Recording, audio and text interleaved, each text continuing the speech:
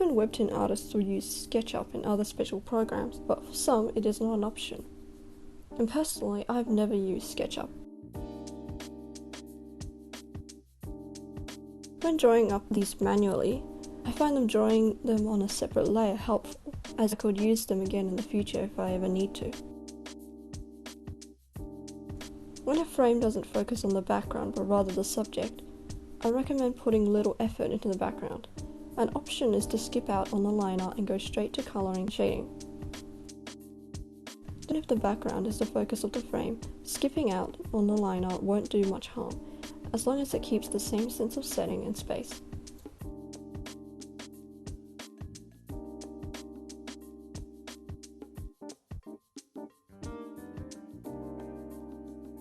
Usually when it comes to backgrounds as a focus, the process of line art, colours and shading is neat. I found line art in this process the most tedious. A way of getting through line art quicker is by not cleaning up the details of it. A tool I find most useful is the selection tool in the inverse function. This way we can get more precision, and if you desire cleaner line art, this can help greatly. A tip for drawing things like Japanese door screens or lined windows is using the selection and inverse tool. We can start by drawing the outlines of the panel, then selecting the inside of the panel. This way when we draw either the horizontal or vertical lines, it will be exclusively inside the panels. When done, we will select all the spaces in between the lines and draw the opposite lines. To give it a 3D perspective effect, we can adjust the image to our liking, copy the line art and move it slightly to the side. We can select all the empty spaces we will use, then inverse.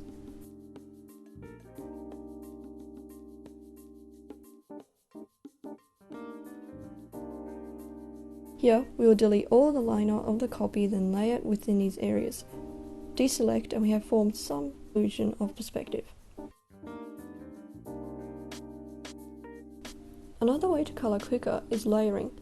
An example is when colouring hair, because of all the minor gaps in the line art. I'd first fill in the surrounding areas, select the background and inverse.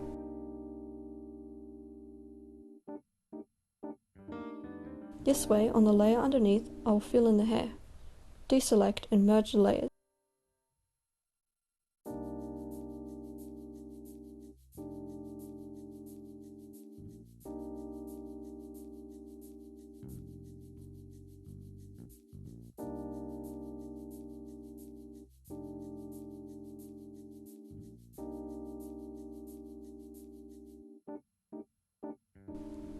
When it comes to creating a sense of space and setting, I find blurring, lighting, and layering helps greatly.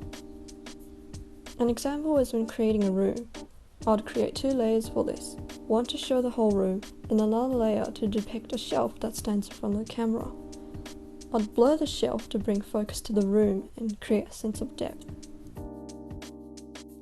That's it for now. I'll make another video on backgrounds later if I have more to say.